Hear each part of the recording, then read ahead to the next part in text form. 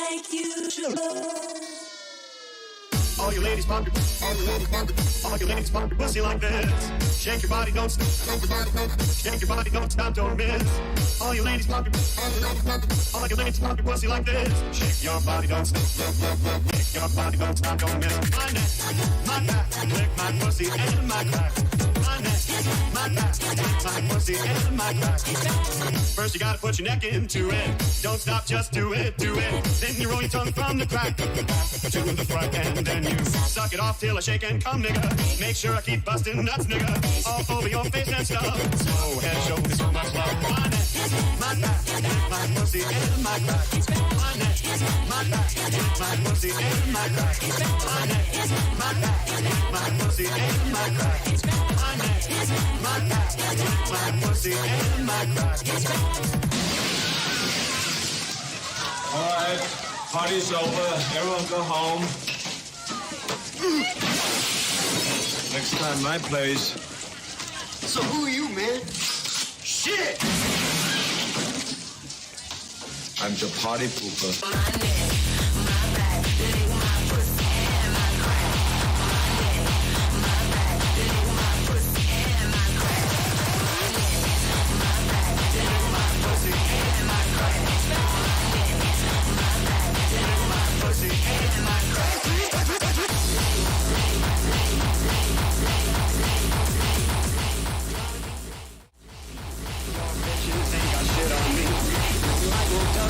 Hello everybody, welcome back to a new edition here at CSR Legends of Terror.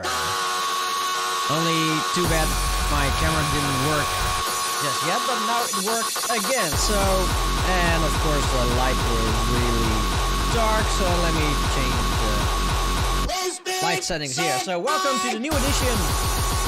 Sorry. This is the new edition here at CSR Legends of Terror. So, today we are having two mixes, of course, as usual, and we're also having wait, sorry, on the background I hear some guys talking. So yeah, we are having a special guest mix and also a very special distinguished guest, DJ Smurf, the eternal arch nemesis of DJ Plague.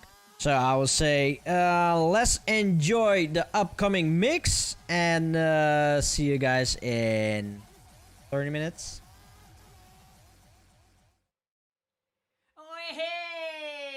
I'm back again, my friends. I'm back again on the CSR Legends of Terror show. That's right. This time I'm going to play some early terror stylings for you. So hope you enjoy it, my friends. I hope you enjoy this as much as I will enjoy it. Please put down your weapon. You have 20 seconds to comply. You now have 15 seconds to comply. You are in direct violation of Penal Code 113, Section 9. You now have 5 seconds to comply. 4, 3, 2, 1. I am now authorized to use physical force.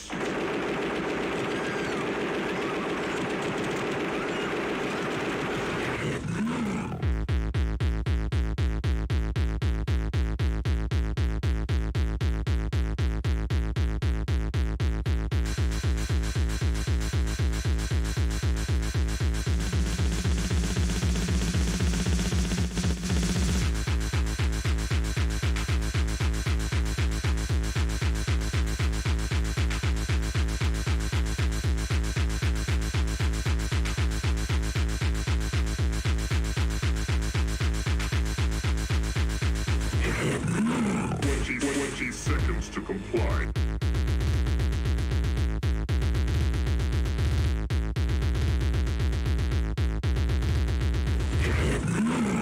20 seconds to comply.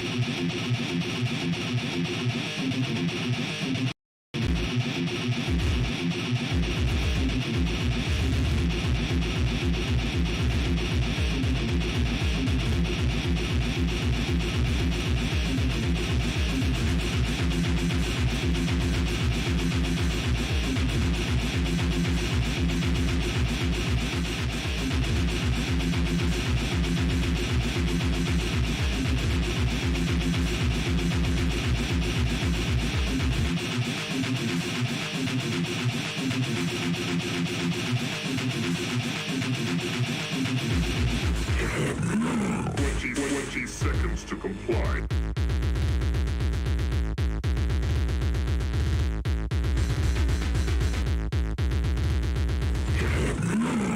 20 seconds to comply.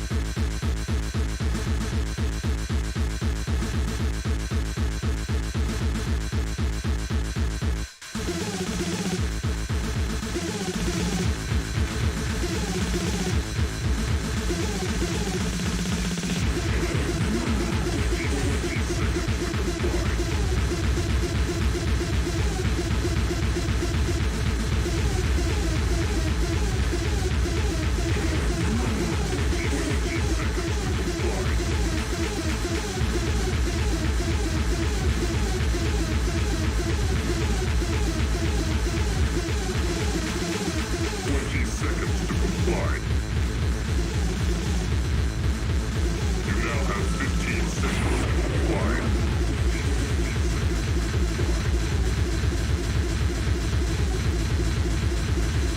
You now have 5 seconds to comply. 4, 3, 2, 1. I am now authorizing the physical force.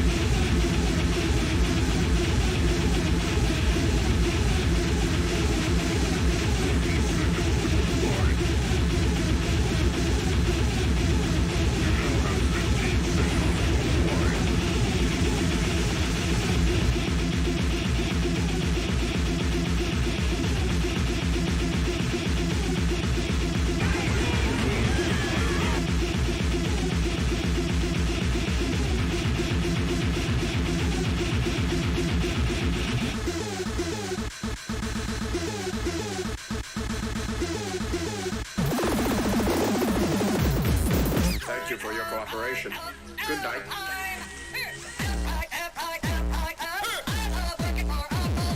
Sorry about that mistake there, my friend. Sorry about that mistake.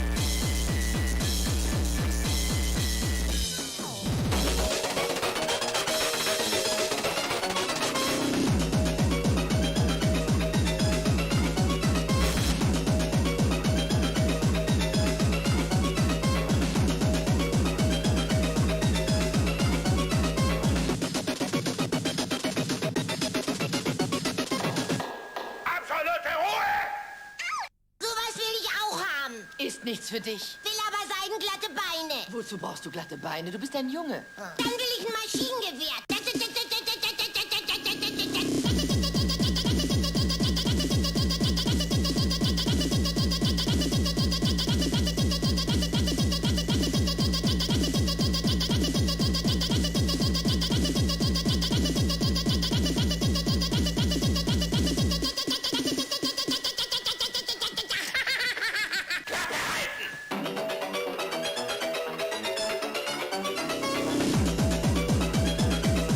Bin da! Wer noch?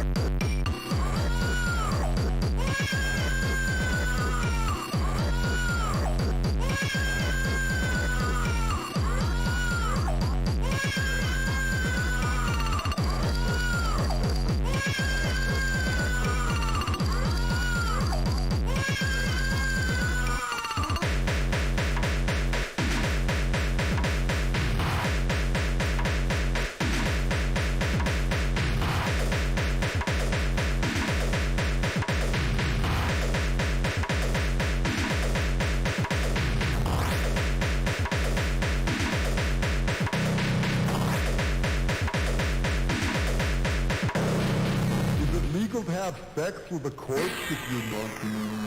Is it legal to have sex with a corpse if you're not? Is it legal to have sex with a corpse if you're married to it?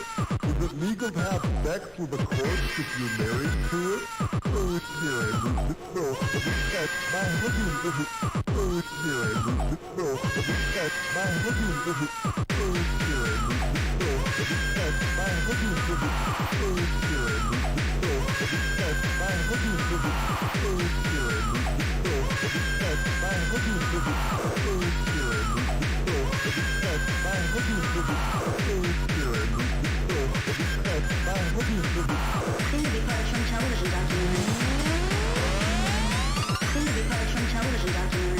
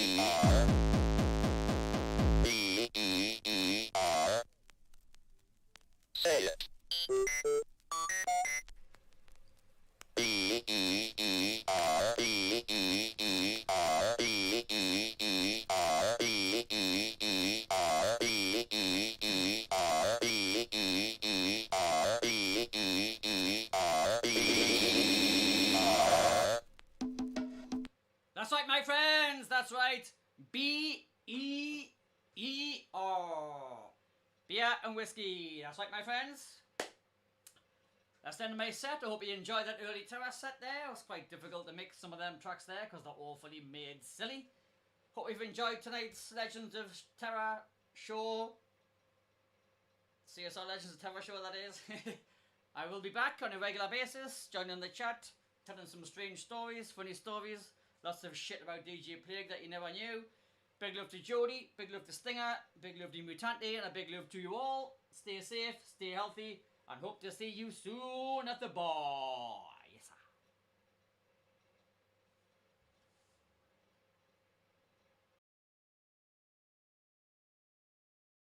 And that was an awesome set by DJ Smurf. And of course, I still haven't changed my settings over here. So there we go.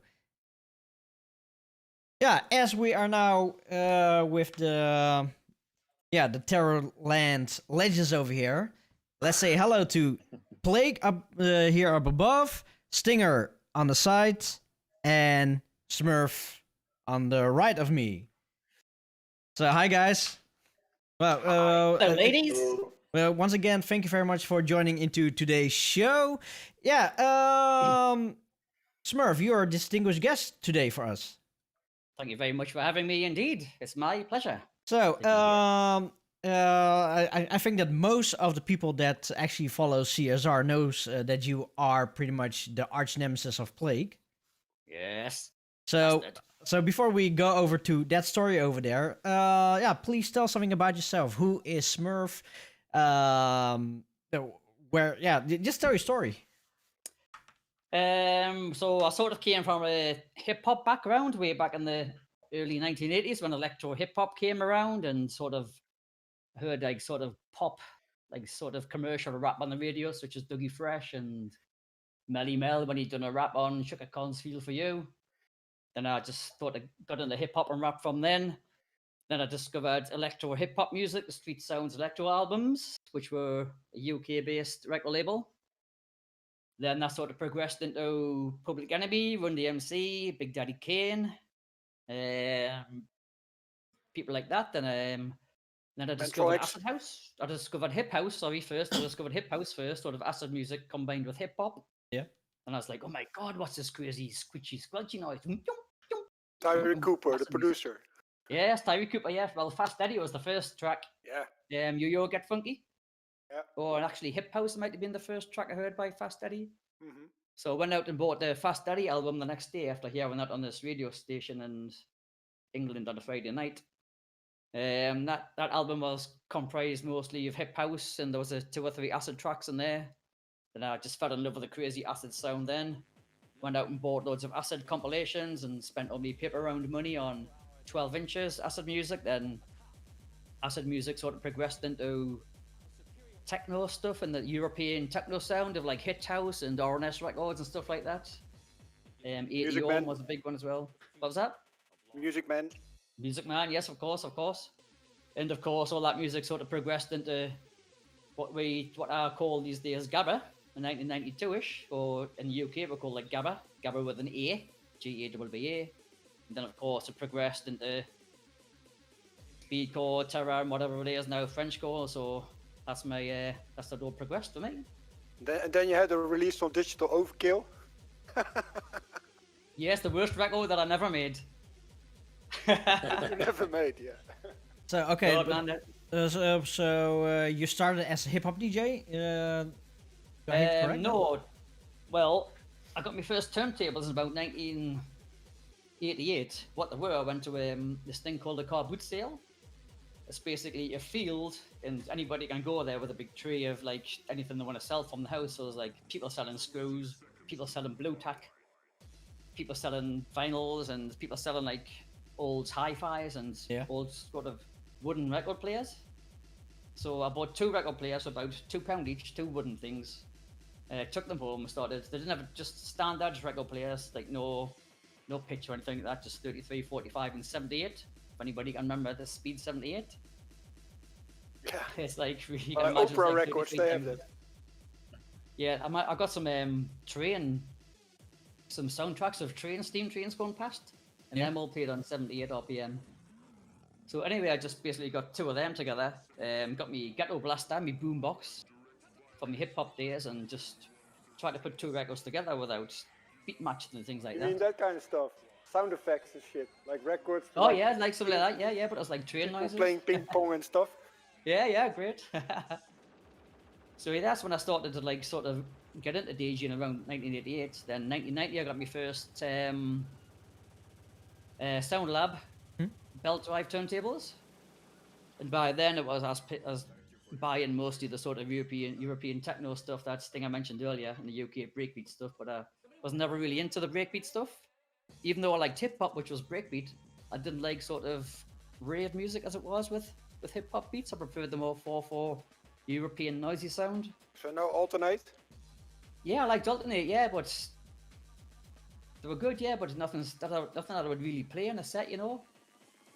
Then I just started doing house parties. People going around, take me decks out to people's house parties. Then eventually it's into the back rooms of pubs. And then I got my Technics in 1994, I think. And then I did my first sort of hardcore gig in a club in 1994. And I played after Lenny Dean. So that was some experience. I was absolutely shitting myself, like playing after Lenny Day. I was like, no.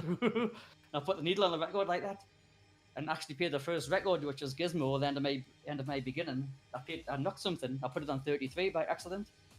So it started off going. And then it was already at the end. That's why you were skipping the end of the beginning. Yes, that's right. And sort of then that tape came out. Lenny Day on one side and me on the other side, and the stuff I was playing was like 200 BPM at the time. That was quite fast. And okay, in which year are we talking now? 1994. 1994. You were already spinning 200 BPM. Yeah. And everybody thought this tape was absolutely insane. They've never heard anything like that before. And then just the bookings just played around all around the UK from in the 90s. But what's the guy called? HMS or something, or Love Groover? Was he not playing fast stuff as well in that period? Yeah, Love Groove and HMS. Yeah, them are playing the similar type of stuff, but them didn't really come onto the scene until around maybe 1996, I think. And Love Groove was famous for being like heavy metal records and things like that. And HMS, he was really good as well, but he played more sort of like cheesier type stuff, if I can say that. Imagine like Scottish bouncy techno. But I also heard that they played Gabbo on 45 RPM. Yeah, that's what I was about to say. That yeah, it just sounded like sort of like Scottish bouncy techno on 45. I mean, it sounded good. If a record sounds good on 45, you know, it's you play it, you know. And I've done that many times with a sort of Italian records in the olden days. Something like 127 BPM is actually 172 BPM on 45, and actually sound quite good. Yeah, so them guys were around as well. Then of course Freak was around at the same time. Freak came around about 1996 as well, I think maybe. Oh, I remember that story you told me about Freak with the religious people at the door. Yeah, these Jehovah Witness guys knocked on his door one day and like, oh, hello, how are you? And like, oh, my name's John. What do you do? I'm a DJ producer. So they came into his house. Like, what do you do? I'm a DJ producer. Oh, can we hear some of your music? So Freak put a couple of his tunes on. Imagine a Jehovah Witness coming in, DJ Freak's tunes. Like, oh my God, you are the devil! You are the devil! And he's like, oh my God, he kicked them out. He smashed all these records up. He phoned me a few days later saying, oh, Smurf, I've done something silly. Then the Jehovah Witness came around and said I was the devil and I smashed all my records up. I don't suppose you got any spare copies of any of my tracks, have you? So it was all sort of... But was he not wasted when he did that? Because a normal thinking person wouldn't do that. Was he really indoctrinated by the guy, like impressed, like, oh wow, I am the devil? No, I don't know. You have to ask him that. I can't comment on that. Yeah, but just a strange thing to think. How old is he? Is he your age or is he older? He's about my age, yeah, 33. He made some really annoying. 33, yeah. Got that box from him, that Kill Out. You don't see it in the Kill Out Revisit. Oh yes, yeah. Brilliant, that, yeah. Some noisy stuff. Yeah, that was groundbreaking. That double 12-inch that came out on Kill Out tracks, that was incredible. That. Yeah, you also made a. You also had a release with him with that Rotterdam is full of shit. No, that wasn't me. That was my track. What we done on DJ Freak's label, Hard of Fjaren. I think 1997 or 1998. We done Yeah, but you had a split EP with him, I think. He's also on it, I think. No, it was GGM versus these guys called Extrament. Ah. Extrament are 3 guys from Leeds. I think them done the track Rotterdam is shit. I done the track Cotrot and Nobrash from that EP. And UEP done a track called The Git Hour, I think it might have been, with guitars on it. And there was 2 tracks by Extrament on it. Yeah, there is a track with the vocals as Extrament. Remember that? I don't know who made. Was it you who made it? What's that one? Extrament. No, it sounds like something I could have made though. I think you're the one sent it to me even.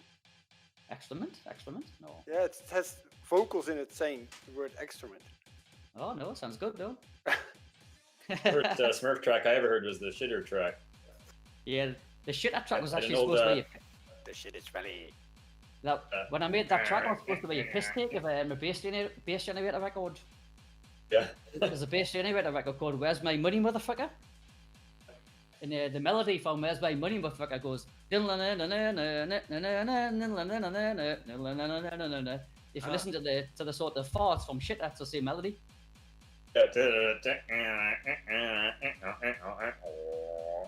And the intro on the bass generator track is like, yeah, I'm licking your balls, yeah, I'm licking your balls. Yeah. And then shit, it's I'm having the shit, having the shit, best shit I've ever had. This shit is smelly. That shit is smelly. So it's just the sort of wordplay on the old bass generator track. It's really funny because you from, remixed one of my tracks, Rother Castle, and in my opinion, it became more famous because you remixed it. It was better than the original. Yeah, that's one of the most funnest times I've had ever making a track. It's like, oh my god, I'm going to put that in there, I'll put that in there, I'll put that in there. And everything just sort of went together straight away. It was great. Yeah, it was like a mini mix. Yeah, just all the big Rotterdam tracks that I liked back in the old day, you know. And then of course the Sid the Sexist bit from Newcastle, the Newcastle sort of cartoon bit. Yeah, you gave those samples to me. I used them. Yeah, you did, yeah, because you made the original slow version, didn't you? Yeah, I remember that we were like sending it back and forth on Messenger, and then that was really funny. It was actually Smurf too. It sounds like his voice. Yeah, lots of people. For the longest time, we thought it was actually Smurf. Hey, but Smurf, in which year did you start producing? I got an old Amiga. Must have got an Amiga 600 from a second-hand games shop in about 1996, I think. Yeah. 1996, either 1996 or 1997. And the first 2 tracks I made on that Amiga was the Cotrot and Nobrash that came out on DJ Freak's label. And then after that I made within the Newcastle versus Newcastle EP on Strike, which is Jody Mafia versus Bloody Fist. So the 3rd track that I made was Fuck Me Jody, which came as sort of a big hit as well. The trumpet song? What was that? The trumpet song I made the trumpet song about 1988. But is that really an old track? Yeah, I made it back then, yeah. Is it that old? It didn't really come out until I started my record label in 2003 or something, was it? When I done GGM Raw? Can't remember the exact dates. But is it not from that movie with, what is it, Monty Python or something? Yeah, some of the samples were from there, like we're going for the full Monty. It was from, it was an 80s track that the hook was from. Yeah, Man Parish. Jumps in a G-string, makes my living. Neil Stripper, yeah, Man Parish. Neil Stripper, yeah. G-string, make my living. Yeah, make my living. Yeah, so I also made Shit Out as well in 1997, the original version. And then I released that on about 2005 or something, so it took a while for them to come out. And I've just done a remix of, I've done a Shitter EP 2 years ago or something, where I've done an updated version of Shitter with bigger kicks, and I've done a Frenchcore version of it, which is just the can, just me farting though, you know the can? Just farts doing that, that's quite funny. All the British love a good fart. So, but can you still do it? Can you still do it with your armpits like you could as when you were a kid? I can just do it with my hand. I'll try it as well. Pump it up, homeboy. Doesn't really work though. So, so you started making music with Amiga, and then, what is your progression with making tracks? Because you started with, first you started with Amiga, and then you went over to, I don't know, Fruity Loops or Ableton. Well, on the Amiga, I was using Octamed Sound Studio. Yeah, we actually got a free copy of Octamed Sound Studio on some Amiga magazine back in them days. Can't remember what it was called now, so I got that installed. Octamed 2000? I think I used that as well. Octamed, that's it, yeah. What did I say? What did I say? I think it is called Octamed, and you had Screen Octamed, Tracker, that's it, Screen Tracker, Pro Tracker, Fast Tracker. Octamed, yeah. What did I say I used? Was Octamed. Octamed Studio, I think you said. Yeah, Octamed Studio, yeah. That's what you got free on I think it was like 2 or 3 discs on the Amiga magazine. So I got that installed on the Amiga. All them horrible tracker things going up and down like that, and your eyes are going. Tell the people how many sample room you had for one track. I think you had 4 samples, and then if you got to a Octamed Pro or something, you could have 4 channels. Yeah. And I think I mean the amount of MB. You could use sample length. Keybay. What is it? Kilobyte was it back then? I think you were not even allowed to use that much. I think it was a few KB. 16-bit back in them days. No, I mean the amount of sample. You know the like now you can load up samples of a gigabyte if you want. Oh yeah, you back could then put a long sample in, yeah. Yeah, back then it was almost nothing. You know. He's meaning the sample sizes. Yeah, the what is it? What the length or the gigabit size or? Yeah. Just the sizes. Oh yeah. Nothing. What was it like? It's like 20 kilobytes per short sample or something like that. Well, it was all 8-bit, so.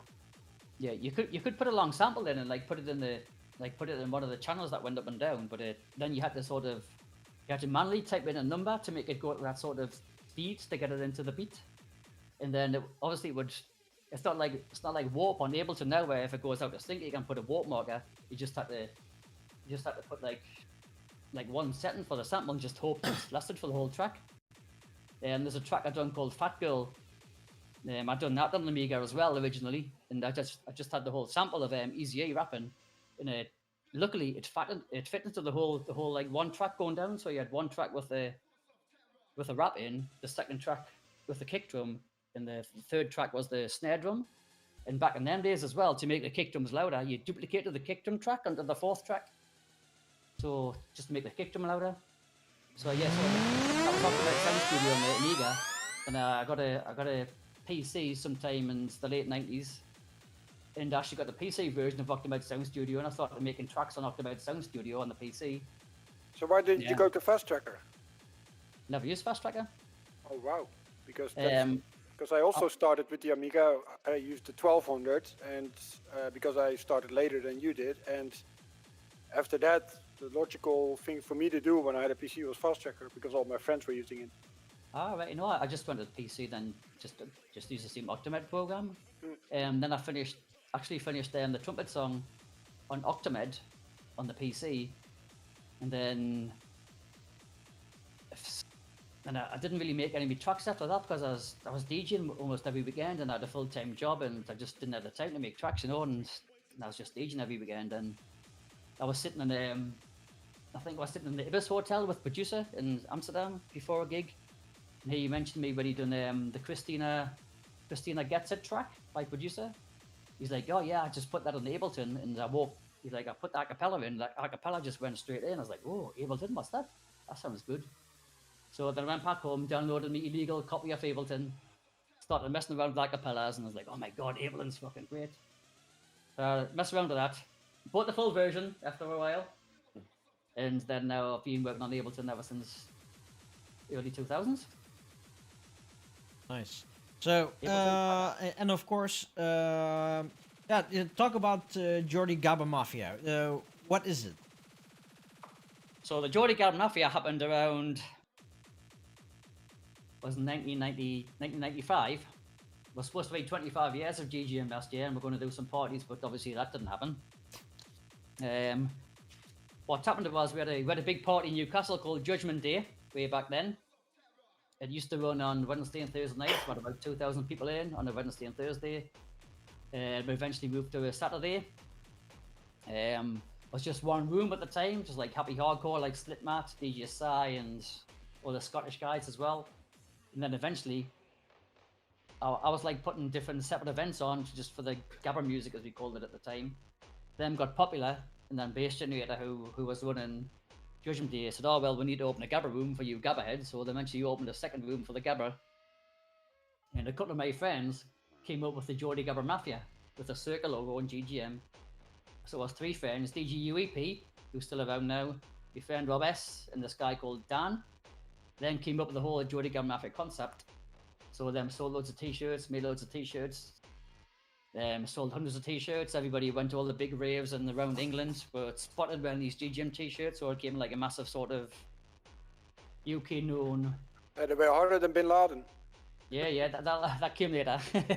And then because I was the sort of main sort of Gabba DG in Newcastle, I sort of like morphed into the Geordie Gabber Mafia and sort of became the head honcho, as people might call it. But UEP, he was the original member. He's still in it now, but he doesn't do that much really. Rob S, he moved away from Newcastle, became posh. He lost his Geordie accent, became a posh cunt. Rob, if you're listening, you posh bastard. And Dan just disappeared. And then we recruited this guy called Armageddon. Don, one of my best friends, Don. So there's me, UEP, and Don, who are the GGM, but we don't really do much as a GGM collective. And then we just made up loads of crazy t-shirts over the years. The most famous one, that thing I mentioned there, Harder Than Bin Laden. Got a t-shirt with Harder Than Bin Laden on the back. Yeah, we've got hundreds of them t-shirts made up and just went to events. Like, oh right, UEP, yes, 20 t-shirts, me, 20 t-shirts, right. We'll go to this party, we'll sell these t-shirts, we'll get the money back, we'll get some more t-shirts. End of the night, at a UEP, how many t-shirts did you sell? I give them all away, pissed. How many do you sell? I give all mine away as well, shit. So I spend about £200 on t-shirts and just give them all away. There's a fun story up there, the Harder Than Bin Laden t-shirt. Sting on anal, we'll know about anal Ian. We know our friend Bod. Yeah. It's actually, when we were going to the Fuck Parade, there was me, Bod, and somebody else came over, and we got to Berlin. And we go through customs and all that, and Bod had his Harder Than Bin Laden t-shirt on. So he goes through the German customs, all the Germans with the guns and all that. What does that t-shirt mean? It's just a fancy t-shirt, man. You know what Bod's like? He's like, oh my God, we're gonna get arrested. Yeah, he should have had one harder than Botladen. Harder than who? Harder than Botladen. Botladen? Yeah, instead of Botley. Oh, good point, yeah. That's the sugar is salt. Do you like chicken? Do you like chicken? That's foul. Hey, but Smurf, when did you gain popularity here in the Netherlands? Because you started in Newcastle, of course. So you were a household name. But how did you came here to the Netherlands? And how did you become popular in this area? I started DJing internationally around 2000 at the Noordcore parties in Hamburg and Holland. And then I sort of got known internationally just because the tracks, that Strike record really fucked me Geordie. And then I think the porn party was the first Dutch one you did. Yeah, porn, yeah. Akira booked me for the porn party as well. It was The Wall, and it was your first one you played on the big stage, yeah. Well, Wheels, yeah, that was good, yeah. And then... The Waxamede? No, at The Wall. Before that. And then... The Wall, yeah. Then I Belgium. done yeah, and it's sometimes 2003 or something, but done a... pardon me, Vigor. Excuse me. More tea, Vigor, as they say. Did you break something? About 2003, I've done an Industrial Strength Europe tour. And there was me, Lenny D, and Demigod from America, Kit Williams, the rapist from Holland. We drove around, we had this camper van for 2 weeks. And we've done gigs in Italy, Switzerland. We were supposed to do one in France, but it got cancelled. And somewhere else. We've done about 5 gigs on this weekend, on this 1.5 weeks or something like that. We travelled around in this camper van and we just destroyed the camper van. There was 2 camper vans. There was the sensible camper van with Lenny D and Demigod in. Then we had the second camper van with me and Kit Williams in, and my friend Booney from Scotland. that just got destroyed. Yeah, the wing mirror was off, the ladder fell off it and all that. So they were drinking whiskey on the way to Switzerland, I think, for some gig, and just all the chairs snapped, everything like that, just by accident. And that's how I met Kit Williams. And then Kit Williams asked me to come to his birthday party in the small bar in Harlem. Oh yeah. Was it disco? Disco in Harlem? I think it was the Sunday sessions or some, what is it? Sunday something? Yeah. Yeah, it was Sunday something. Yeah, I remember that we went there. So anyway, I came to that party, and on the when I got to Holland, I met Yappo on Exist, one of my best friends. I met him on the morning. What's that? I'll check it on Party Flock. All right. So I met on Exist, and then I went to this guy who was actually running Thunderdome at the time. This guy called Mark, DJ XS. We went to his house, and Yappo was discussing doing this mixed CD for Thunderdome, but I didn't know who the guy was at the time. I just went to sleep in the settee next door because I think I had a party the previous day in England or something. So anyway, I went to the party. Yeah, there's only about 12 or 15 people in this little bar thing. I just played my normal, like, fun sort of terror, fast gower type stuff, and I was just jumping around by myself. And then I thought nothing of it, went home. A few days later, Yap was on the phone. Oh, there might be an option for you to play at Thunderdome. I was like, what? What do you mean, fucking Thunderdome? He goes, oh, Marco liked the way you interacted with people at the party, and he wants you to give him a call. Fuck, Thunderdome. So I spoke to Mark on the phone. Now Marco, he's like, oh yeah, I like the way you interacted with the crowd. You played different music, and it was fun music, it was fast, and I want you to close Thunderdome. I think I found it. It was called Old Sundays. Old Sundays, that's the one, yeah. So anyway, he booked me for Thunderdome in 2004, and I closed the second area, and just since then, people went crazy on Party Fox, saying, oh my god, this is real terror. I've never heard anything like this before, because in the past when I've came to Holland, everything was just bang, bang, bang, bang, fuck you, bang, bang, bang, bang, fuck you, bang, bang, bang, fuck you. And then I just came over playing tracks that actually done something, like tracks that will stick in your head. There's like guitars, and there's like Hoovers and old school rap samples. I just played stuff like that, and then for the last track of the night at Thunderdome, I played the trumpet song on dub plate for the first time in Holland, and the whole place just went absolutely fucking bonkers. And you know the size of Jobbers is, when that emptied, all the sound was off, and I could hear people going, like people leaving the venue whistling. I was like, oh my god, that was fucking great. When I checked all the comments on Party Fuck the next day, and I was like, oh my god, I've done something, yeah, this is crazy. Then I just got booked for like everything in Holland after that, like Masters of Hardcore, Decibel, Nightmare Outdoor, Hellraiser, Mega Rave, everything really. It's played everything. So good times back then. Oh yeah, I see that you have a really cool gig coming up in Edinburgh. I don't know if it's still going because of Corona, but yeah, the ultimate 90s rave. Yeah, man, that's going to be super special. Yeah, the 25th. Yeah, that's a massive lineup, man. Even Adamski is there. Yeah, I can't wait to see Adamski. He's one of my old school heroes that I've never actually seen live. Oh, Frank the Wolf. Woo. Guru Josh. Wow. That's really good. Joey Beltram, I see. George Jules. Oh my god. Leroy Thornhill. He's for Prodigy, right? Yeah. Yeah, that's right, yeah. Mauro Picotto. Oh, that's like early hardstyle, I think. Yeah, it's the same guys running that party that ran the Resurrection Party 2 years ago. Yeah. So like everybody thinks like a rave is dead, but they ran like the Resurrection Party 2 years ago, and it was like 10,000 people sold out. This like sort of old school rave. You had like Lenny Dean, Frankie Bones on the main stage, SL2, Alternate, Joey Beltram. Slipmatt is also playing. He's part of SL2, right? Yeah, Slipmatt, yeah. He's the S from SL. But who is the second guy then? A guy called Lime. Oh yeah, Slipmatt and Lime. Yep, that's on the CDs. I always bought the CDs. Yeah, good stuff, yeah. But back to the old school sort of breakbeat stuff. It wasn't my sort of stuff, back then, the breakbeat stuff. Slipmatt and SL2 and all that. It was commercial stuff as well. Yeah, but I was always on the harder side of things. Mm-hmm. Ooh, I miss it. Yeah. So, but how did you came into CSR? What's the story with that? I think me and Ian met at was it I Hate Trans Party? I met the Waxen. I had Waxen Trans Heat, 3, yeah, the Terror Edition, at the Waxen Heat in 2003. I was on a tour there, and I met you in. Where did I meet? I met Stinger beforehand. I met Stinger.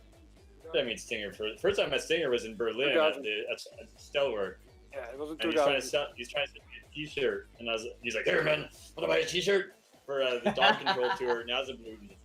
And I was like, "Whoa, no thanks." Like, wow, good thing I'll never see that guy again. And then I go to Holland to visit. I knew Akira, who was one of the first guys I knew, and then he said, "Oh, I'll send it." Back when Akira had his record shop, he said, "I'll send a guy to come meet you at the station." And then I pull up at the station on the train. And I was like, "Oh shit, there's a guy from Berlin. Hey man, hey, how's it going? Hey, oh." And I had a Walkman with a cassette tape, and he went around playing it for everyone there.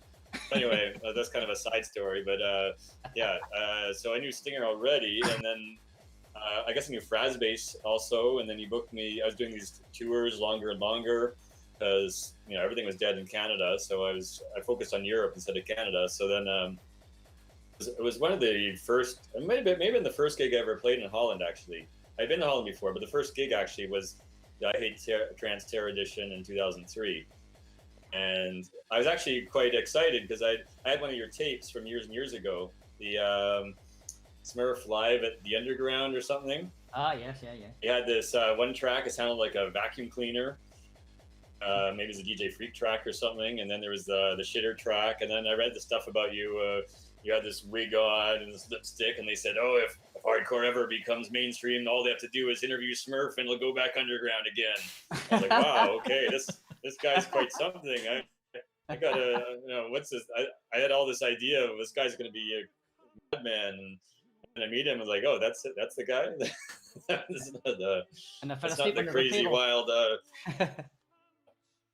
We met at that one, and then that kind of spawned into many other Waxen Heat events. That was kind of the cradle of sort of what became the sort of terror scene, as we developed it. Yeah, Waxen Heat was great. Everyone was there. Noise Kick was there. Frazbase would always come. Sega Squad would come. All these guys would come to the Waxen Heat. So that's kind of where we got the beginning of it. And we'd meet there because we'd always play there. Yeah, Mario who ran the thing. So yeah, and Coop. It was really Coop. Coop, yeah. Coop bringing us for those what are the events called? Temple of Terror.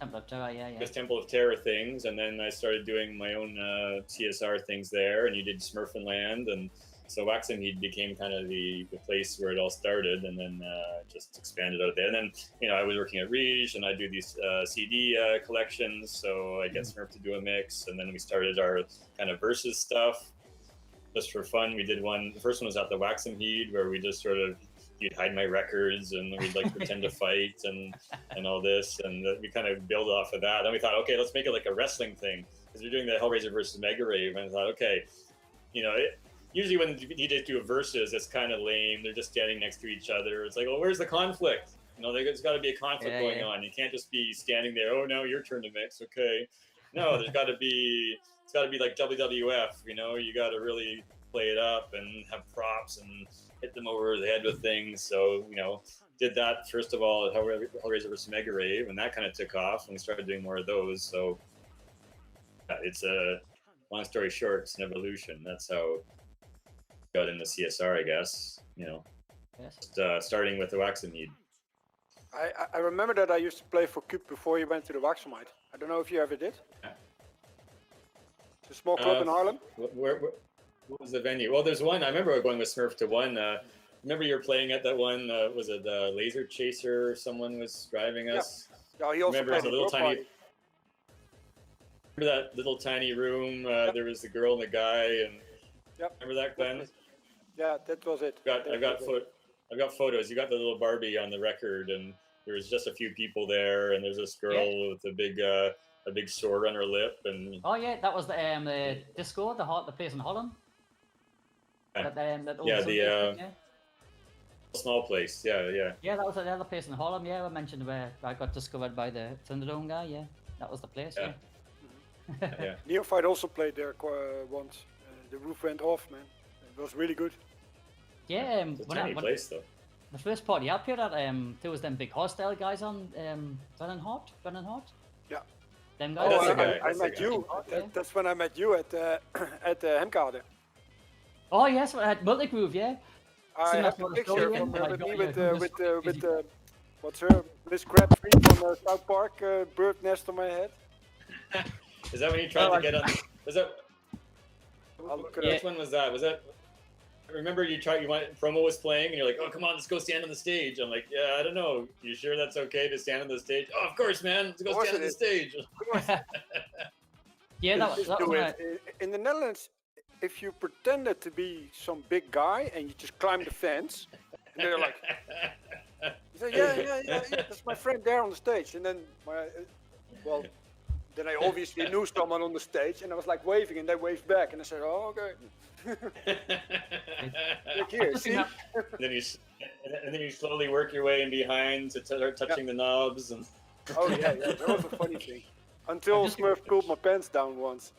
Because don't touch my knobs. Stinger's a big knob twiddler. Yeah. I just remember the first time I met Stinger as well. It was at that multi-groove party that was outside. Yeah. And me and my friend Booney were doing the like on stage sort of dancing. For Yeah, it was Brendan Hart. Was it? Yeah. No, There was a live show. It was a live show that you went with your friend on stage, and Yeah, the it was other guys were playing hardstyle. No, man, it was unexistent. The outside. Unexistent. Yeah. He's lethal insanity. Lethal Yeah. insanity it was, yeah.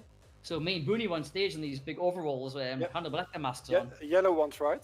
Yellow, I think. I think they were No, orange. Orange. Yeah.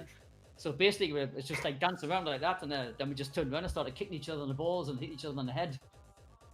And then I think I had my JGM t-shirt on. I think did you have JGM t-shirt on or something? No, you gave it to me. I'm looking it up now. I have the picture. All right, yeah. Then I think I met Sting. I was like, "Oh my god, you look like DJ Promo," because Sting has like chiseled cheeks and he had his curly hair. And then I think I gave you my GGM t-shirt then. And then a similar sort of situation as Plague, like, oh my god, hope I never see him again. I was actually wearing a CSR shirt and you were wearing a GGM shirt. All right, cool, yeah. I think there's a picture somewhere where you've got your curly hair and like that. And I think I you've got have it. I don't know if I can post it in the chat though. I'm trying to find the photo. I'm on the Wayback Machine website thing. I'm trying to find. There's a photo somewhere from I Hate Trance of all three of us. All right, cool. At that first event where we met. I'm trying to find it. So you cannot post JPEGs in the chat then. Okay. I don't even know if I can find it. You can maybe share your screen, then people can see. Well, I gotta find it first. I don't even know if it's still around. How do you do that, Jody? Here on Discord, you can, if you hover all the way down, you can see like 4 logos. You have turn off camera, share screen, and if you press share screen, then you can also look for applications or screens. So I think it's this one. And then, do you see it? Oh damn! Where are we now? Yeah, we're seeing I think it. you see it. I think you see it. That's the picture we were talking about with me with the bird nest. You don't see it? Yeah, we'll see. It's already on the stream. Oh yeah, that's a classic one. Yeah. Hey, but Smurf is kind of clean shaven and young. Yeah. Well, he has a beard since like 2 months or something. He was like, oh, that you look like a bum, and now he does the same thing, you know. So, but this is 18 years ago. I was a pioneer. This is 18 Saying years ago. You should eat his beard. Yeah, 18 years, eh? Yeah. So long later. Where's Smurf? He just left?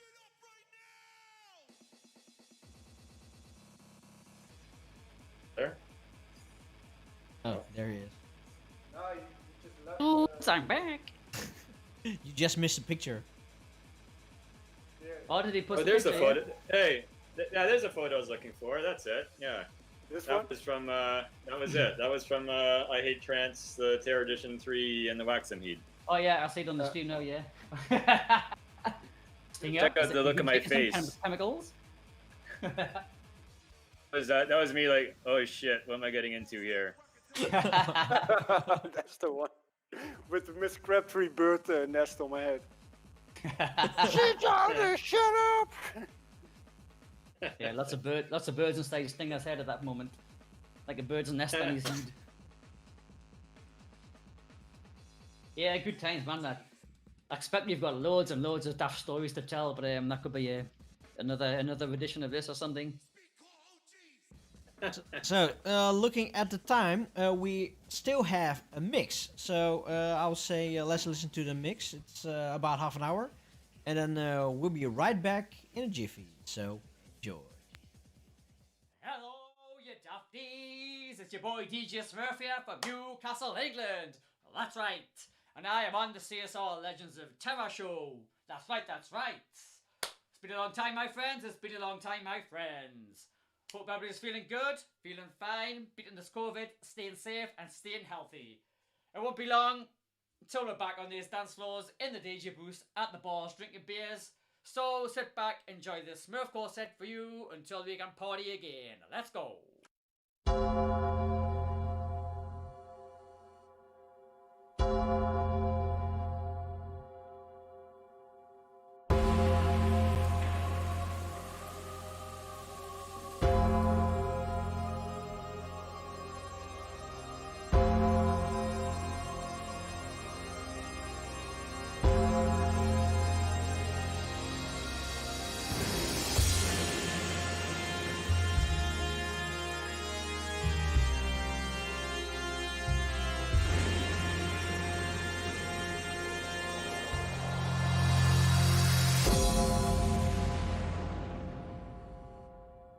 Smurfcore.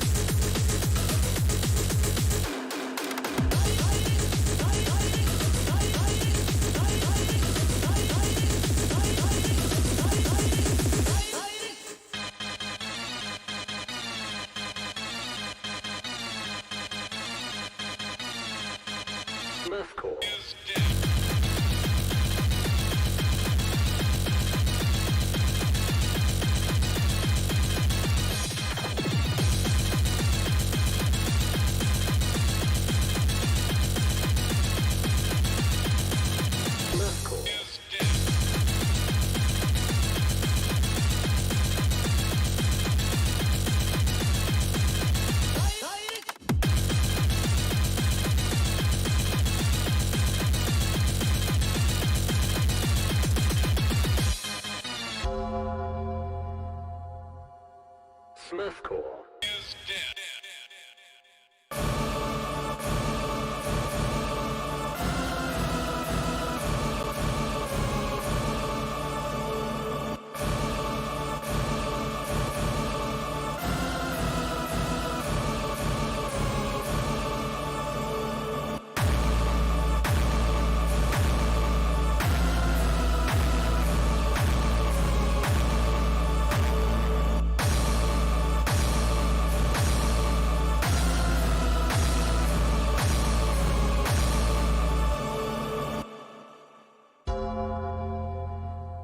Smurfcore.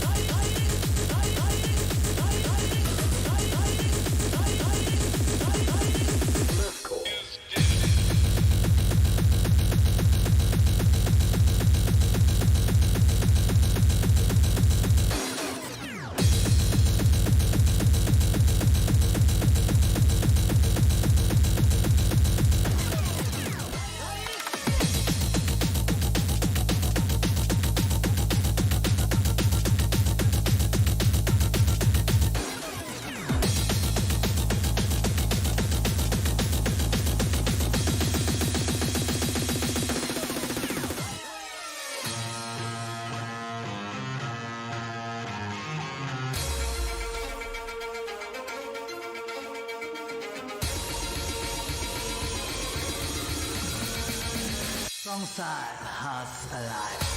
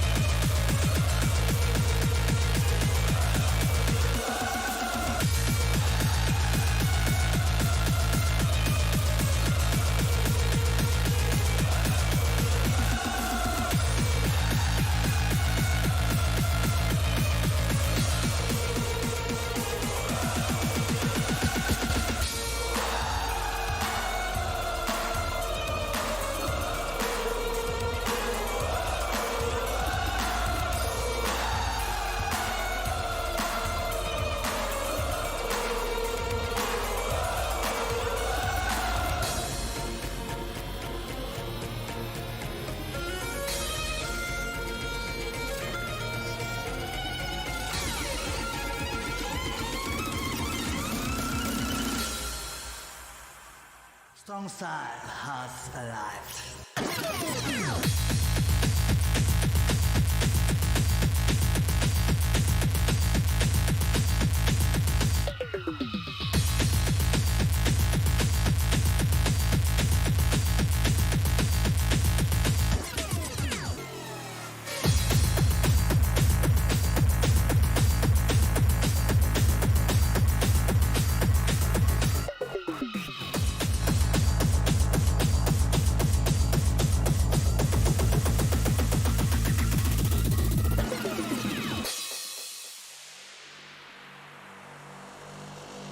Come on, girlfriend, let's fuck this DJ. Think of the wicked games we'll play. I wanna fuck you. I fuck the DJ, 'cause it was real big. Spun me right round like a record and it killed it. I took it in like a champ, I'm a real chick. You know who the fuck I am, that's real shit. And I fuck a lot of real bitch.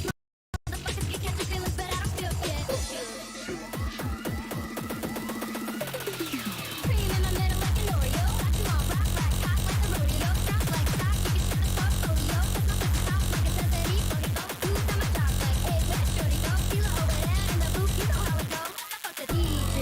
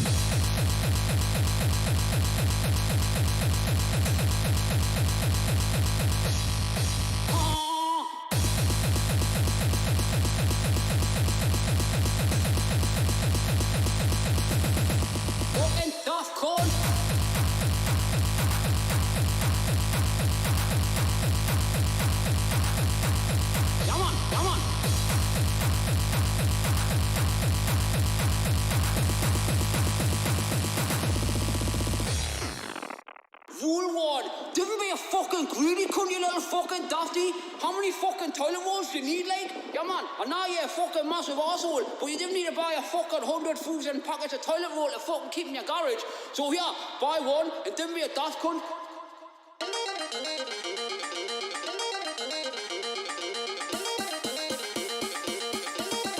Don't be a daft cunt.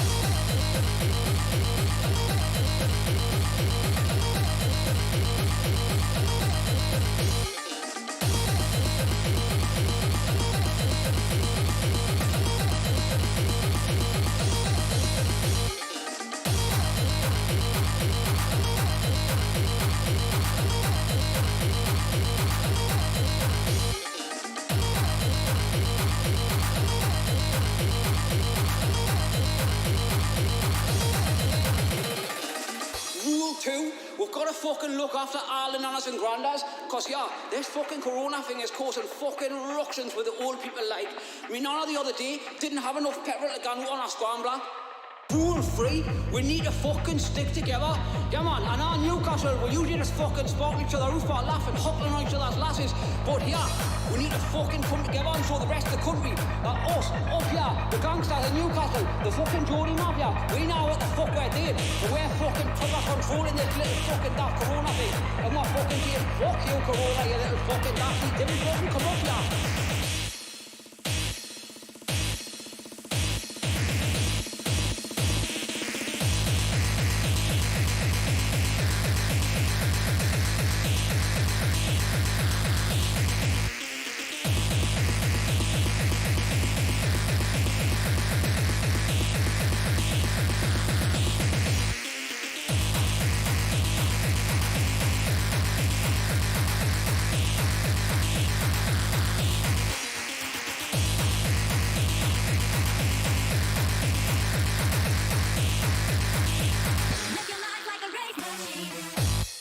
I'm gonna fucking teach all the people in Newcastle how to be fucking leaflet fucking sparking this thing out. And I reckon Morris Johnson will be doing fucking running on this. Woo! Yeah, them people from Newcastle are proper fucking coming together, the community and they're proper being fucking leaflet as fuck. Send up a fucking £1 billion when this plaza was open, fucking have a massive wave on the time frame. So yeah, stay safe, stay calm, and most importantly, don't be a fucking little greedy fucking stingy cunt stealing all the fucking bubbles and all the fucking bread. Otherwise, I'll come run your house and I'll fucking spark you clean out in front of your whole family and fucking steal your sky card.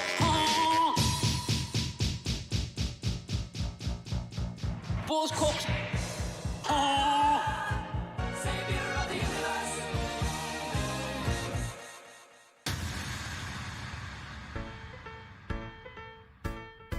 Be a daft cunt. Fuck shit, bitch, damn cocksucker, pussy asshole cunt, motherfucking dirty whore, shat onto my lunch, piss cunt, damn bitch, suck my dick, Jesus Harold Christ, shit, bitch, cocksucker, goddamn motherfucker, pussy asshole cunt. Oh fuck shit, bitch, damn cocksucker, pussy asshole cunt, motherfucking dirty whore, shat onto my lunch, piss cunt, damn bitch, suck my dick, Jesus Harold Christ, shit, bitch, cocksucker, goddamn motherfucker, pussy asshole cunt. Fuck shit, bitch, damn cocksucker, pussy asshole cunt, motherfucking dirty whore, shat onto my lunch, piss cunt, damn bitch, suck my dick, Jesus Harold Christ, shit, bitch, cocksucker, goddamn motherfucker, pussy asshole cunt. Fuck shit, bitch, damn cocksucker, pussy asshole cunt, motherfucking dirty whore, shat onto my lunch, piss cunt, damn bitch, suck my dick, Jesus Harold Christ, shit, bitch, cocksucker, goddamn motherfucker, pussy asshole cunt. Cocksucker, cocksucker, cocksucker, cocksucker, cocksucker, cocksucker, cocksucker, cocksucker, cocksucker, cocksucker,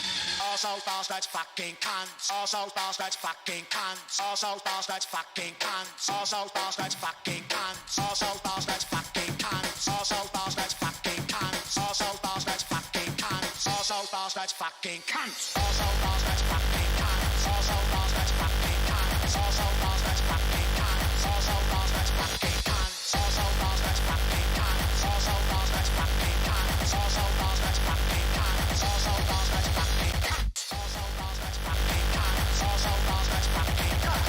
Also bastards fucking cunts. Also bastards fucking cunts. Also bastards fucking cunts. Also bastards fucking cunts. Also bastards fucking cunts. Also bastards fucking cunts. I want to get your views and opinions on this word. So what are your views and opinions on the word cunt? On the word cunt? Cunt. Cunt. Cunt. You are a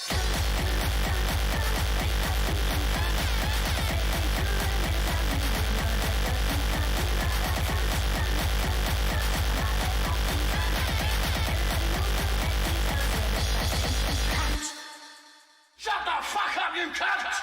You are a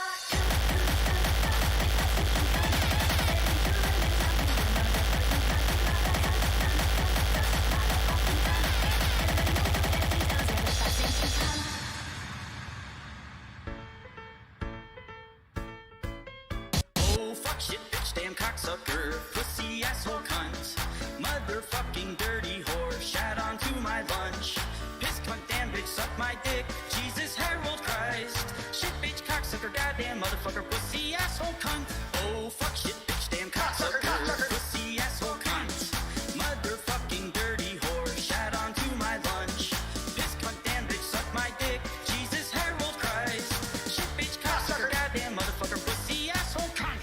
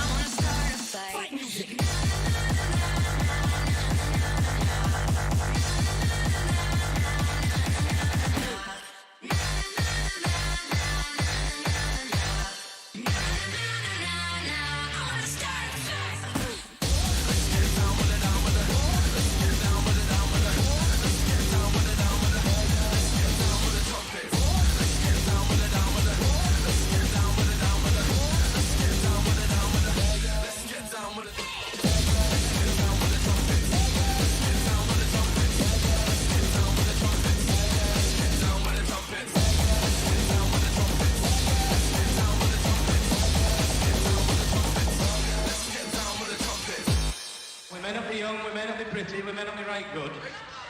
But we're here, we're live, and for one night only, we're going for the full Monty.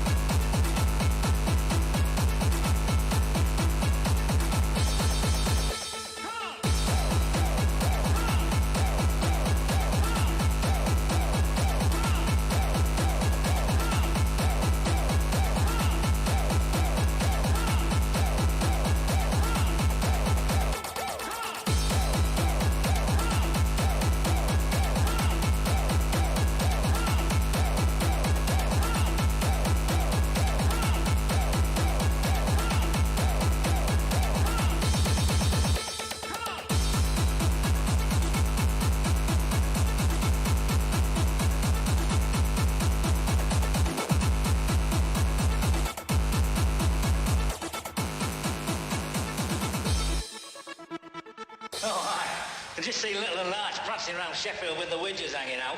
Now that would be worth 10 quid. Don't be so bloody daft. We were just saying, Widgers on parade, bring your own microscope. I don't see why the chuff not, Gerald. Because you're fat and he's thin and you're both fucking ugly.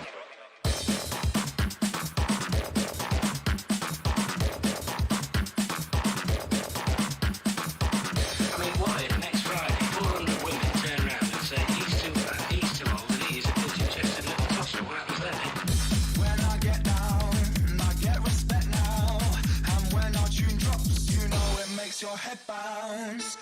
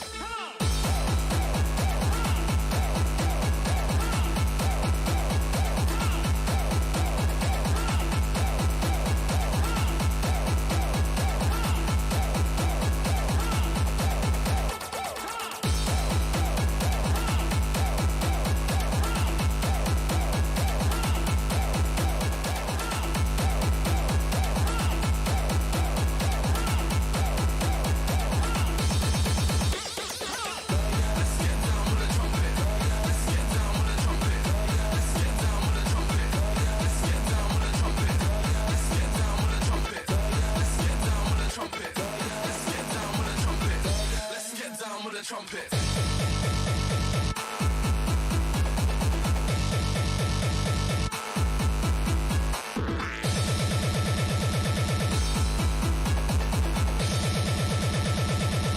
Let's get down with the trumpet.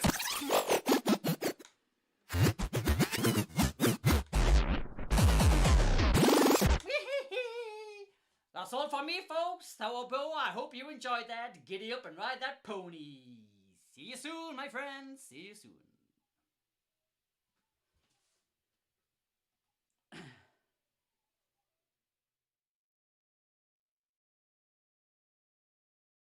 And that was an awesome second mix by Smurf. Let's see which camera. Oh yeah, that was this camera over there.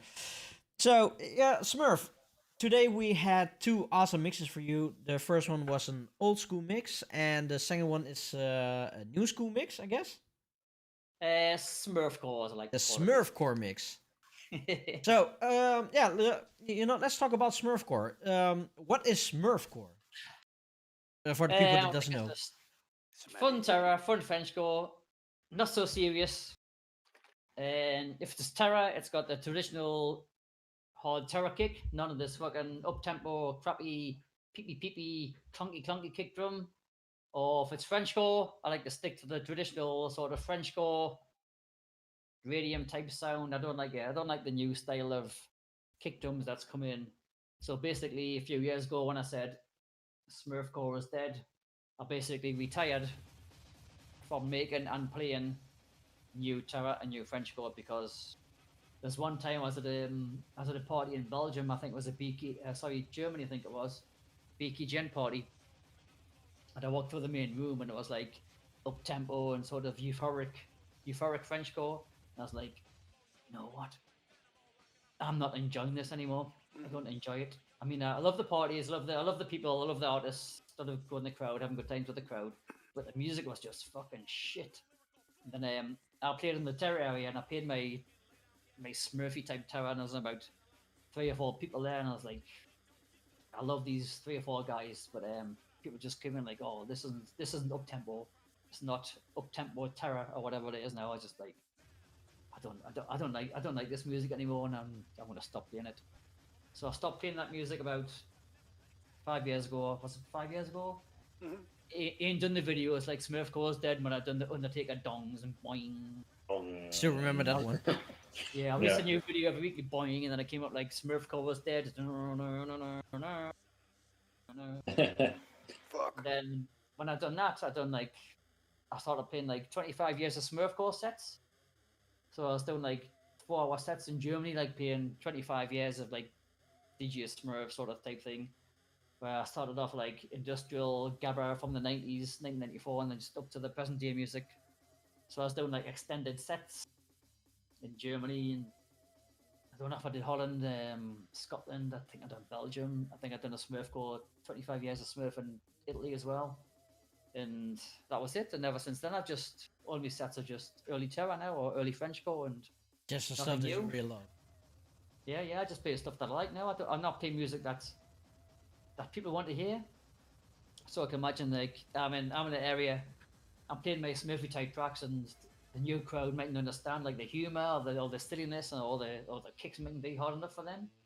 So I'm not going to like go, oh, I'm going to change my set and play an up tempo record just to get the people dancing. I'm not going to do that. Yeah. I just continue what I'm doing, and if you like what I'm doing, you're going to like it. If you don't like what I'm doing, go and listen to some shit.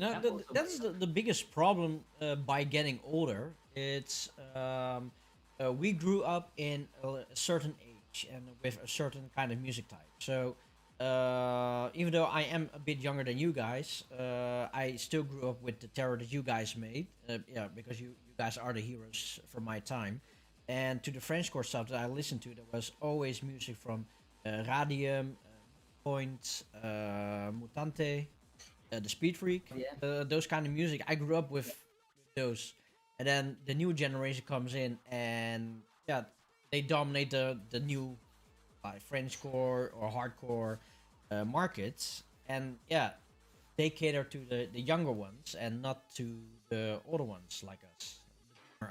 One thing to interject, one thing great about that last CSR party is that there were people there from every generation, from all through the years, all the way from there's Terrace Chris and Tense, the guys from the very early days, and Smurf and Stinger, and all the guys from the beginning. Then you had people from like 2005 to 2007. So every person there was from a different era of like the CSR history.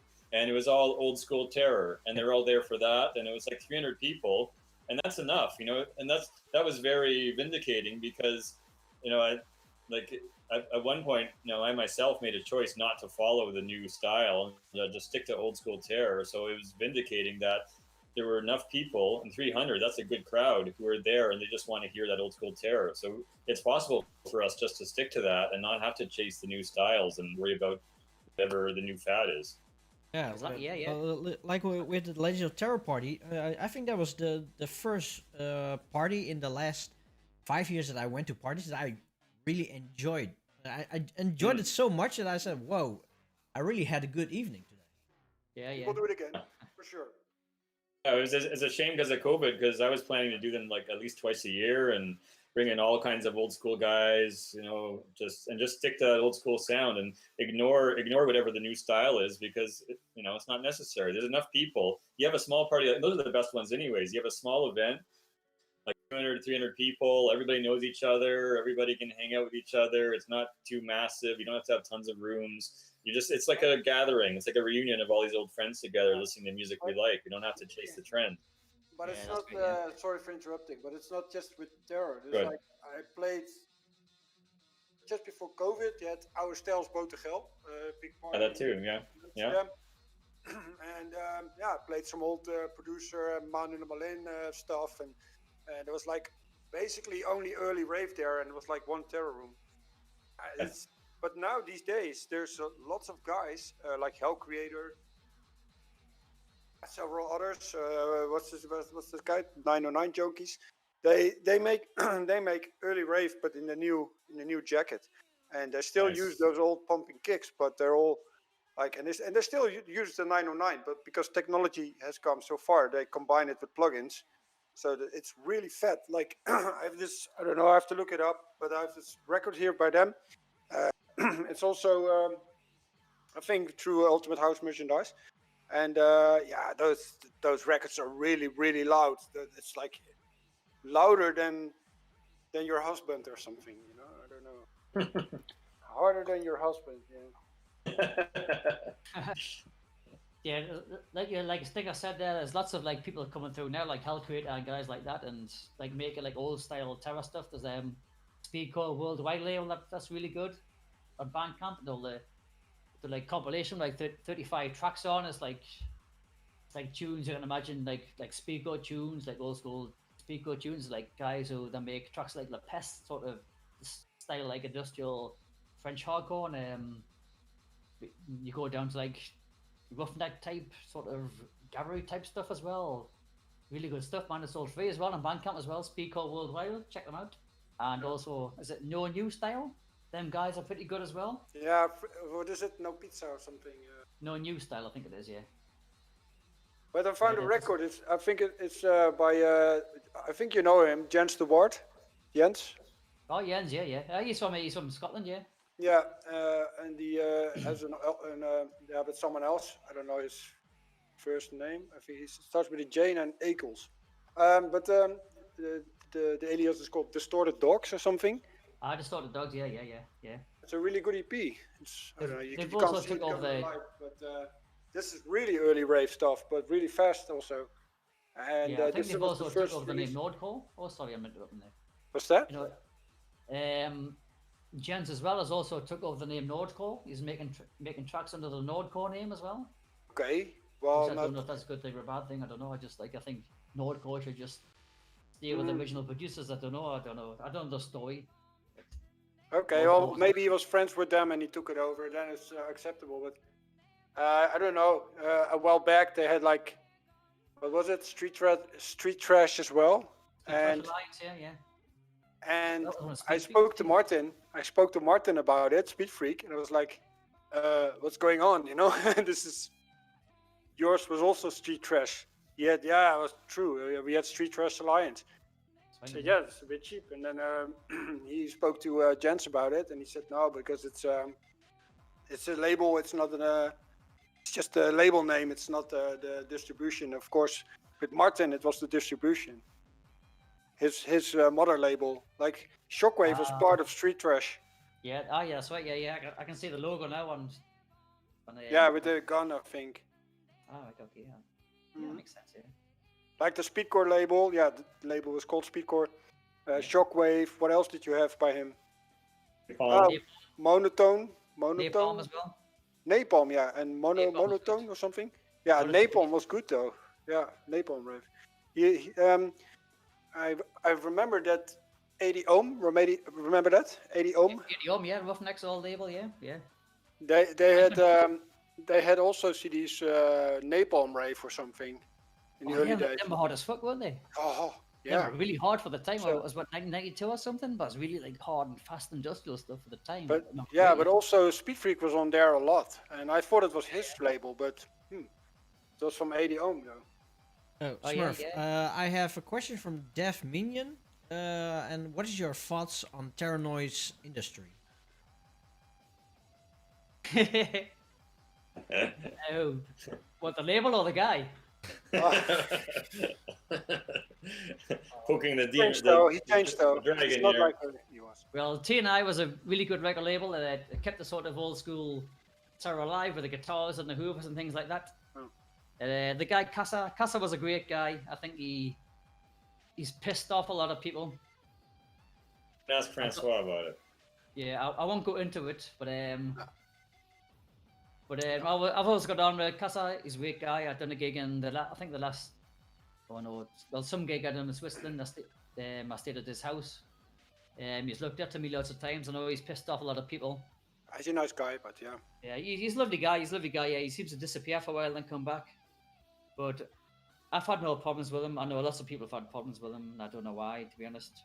But it happens for people in the, but it happens for people in the industry. I don't know if from the old days you had a distribution in Holland called Planet Hooligan. Remember that? No, I never heard of that. No.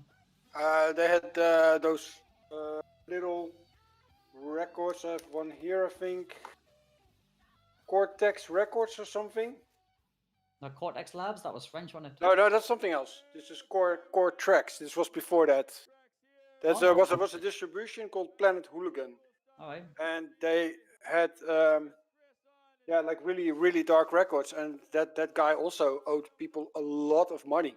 And also the guy from Shadowlands, he was owing people a lot of money in the past, I heard. So people, there's always two sides to a story, though. I never met the guys from Planet Hooligan. I also never met the guys from Shadowlands, well, besides Vince and JDA, of course. But it's not our place to worry about. I think it's a thing from the past. Yeah, but it's also something between the people that what happened to them and between that organization. And I think the music should be separate from that, because people also had something to judge about CSR in the past. I remember that, I'm not going to mention names, so we're not going to do it, that were really not in favor of CSR. They called us comedians, and it was also like Duplo Speedcore, I heard. This is a comedian show. Yeah, the funny thing name they called it. I remember in the past that the funniest name we got was Duplo Speedcore. It's like, okay. It's like, okay, whatever. And but we're still here. I called Cartoon Speedcore once, which I thought that was good. Yeah. There's one. I remember seeing one post when I went back to Canada. Someone said, "Oh, finally we can have good speedcore again, and it won't be ruined by CSR." I think that was me. Nothing. I posted that. Although I will note, I remember you posted on Facebook once, like the stats of your bookings, and as soon as I left, your bookings went. Whoa. No, they're missing me there. No, that's because I got my dick out on that video, and I got loads of many bookings went down from that. So, but that's another story. Oh, that's just more entertainment. What's wrong with that? The DJ Smurf strip show, was it, on that DVD that should rename nameless? Well, you did the thing at Hellraiser vs. Mega Rave. They didn't mind that. Yeah, until I got my dick out and pretended to masturbate with a Mosbot. I don't think people like that. I got cancelled from Dominator for the first Dominator, and then Monsters Hardcore never booked me again for any parties like that. So like, oh my god. But Smurf, don't get me dick out live on backstage of the party, my friends. Smurf, now we are mentioning this. We have, at least I have seen some pictures of you being pretty much in a nude audience, or at least at the DJ deck. Like, why? Because you can. Well, I don't know. I just like to entertain. And people can laugh at it, but like when I first started coming to Holland, I used to like get my ass out on stage, and like it's quite a normal thing in England, And I remember at party where I was like, "Oh my God, Smurfy, I've never seen anybody so crazy as you get the ass out on stage." I'm like, "Oh well, it's just quite a normal thing in England, But I think Dutch people like thought it was offensive to get yes out on stage. Yeah, we're kind of prude with things. Yeah, I know that now. Yeah, and I regret all this stupid stuff I've done in the past. To be honest, like, but it's just a normal thing over here. I'm just like, oh yes, get my ass out on stage and just make people laugh, And yeah, but the weird thing is that when you see Rotterdam Terror Corps perform live, they always had naked chicks, completely naked. Yeah, but I haven't got tits though. If I had tits, No, and got but what's the difference? What's the difference? Your face, your ass. What's the difference? Well, I'm not that handsome, so. No, but it's like those girls were also not the prettiest, Come on. Yeah, well, you just looked at the boobies, didn't you? Nah. What are them terror titties? I always left as soon as they came on stage. I was like, okay, I don't want to be in the front anymore now. I was always at the front like that. Smurf, I have another question from Deaf Minion. Is it true that you once got so drunk at a party that you slapped your dick on the record and started scratching? Not the record, but the crossfader. Oh yeah.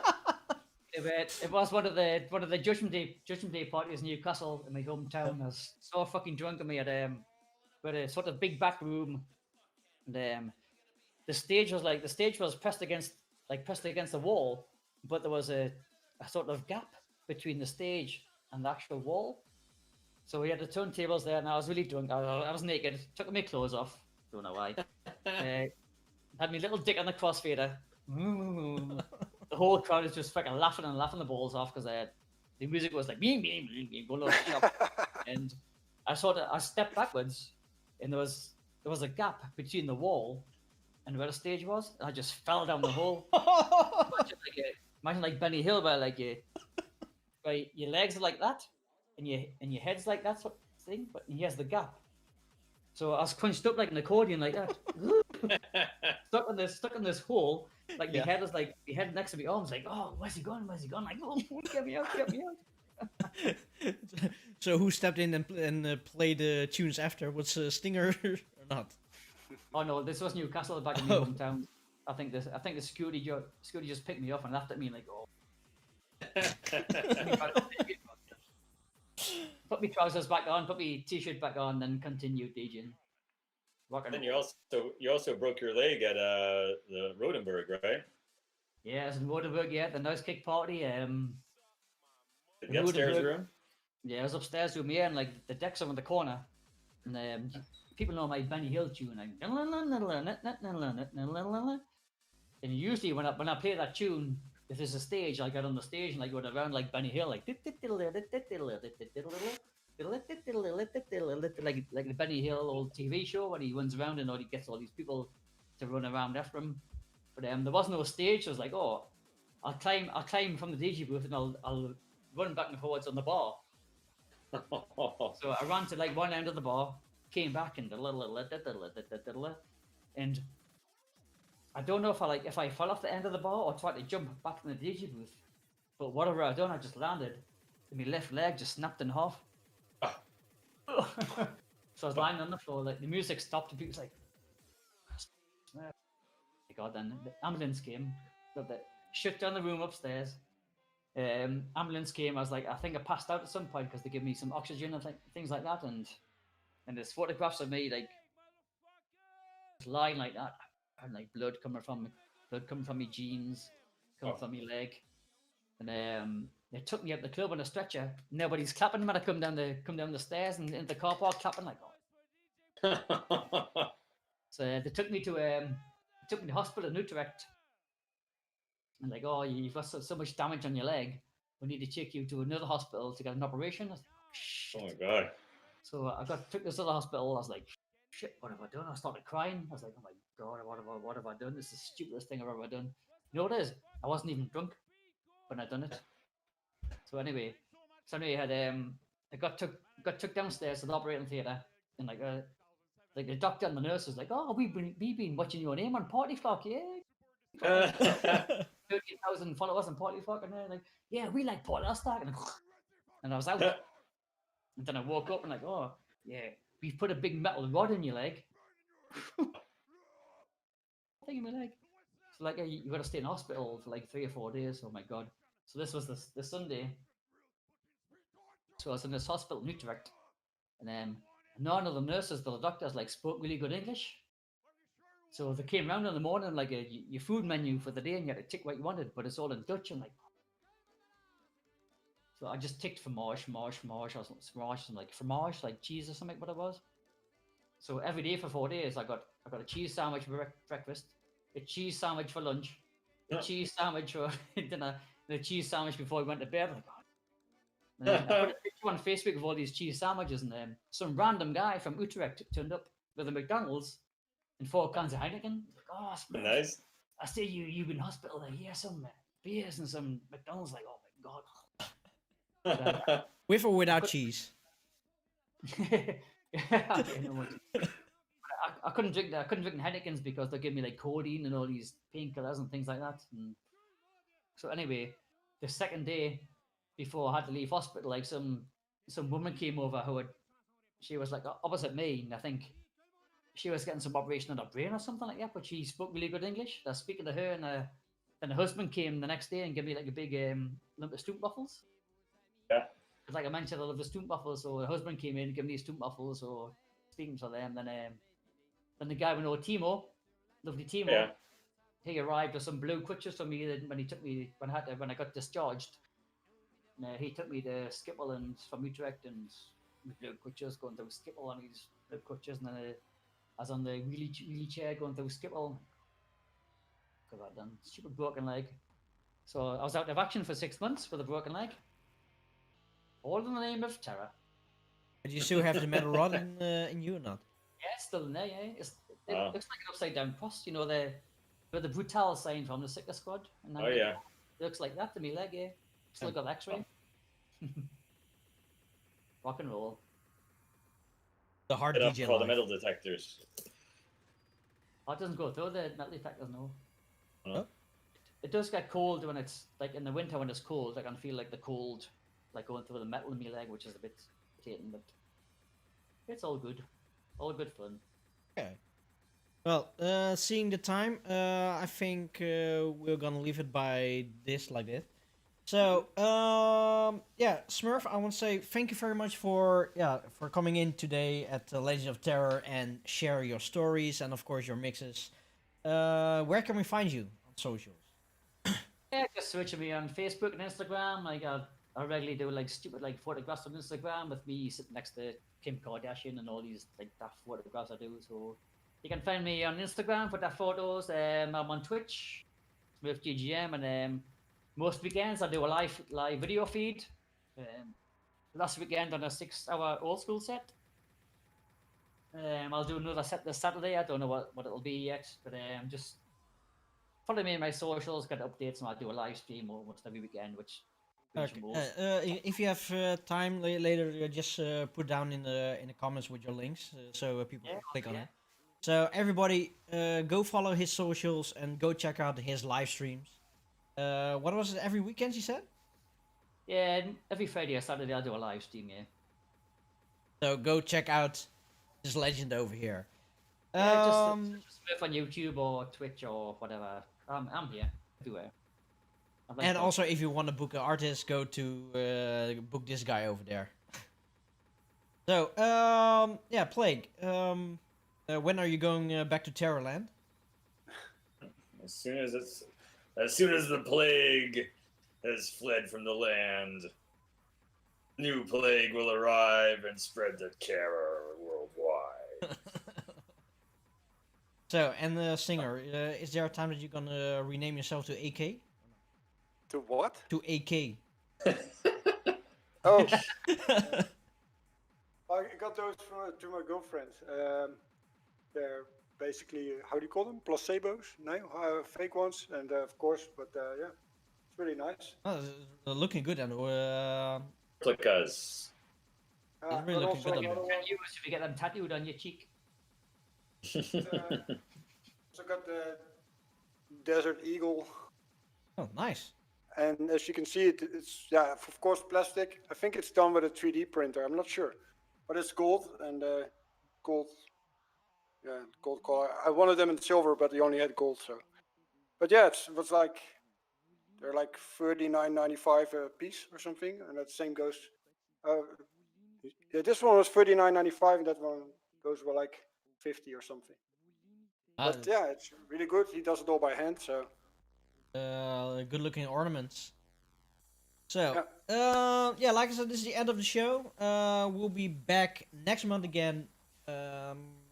I do know which artist we are going to ask for next month, but we are gonna keep it secret for now.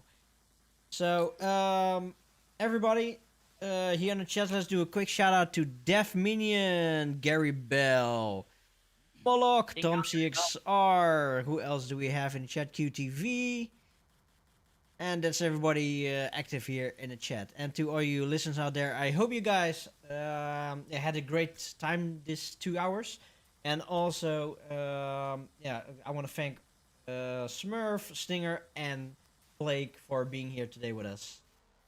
I'll have a next Stinger's Choice next month because I didn't do this one because yeah, I have back problems. So.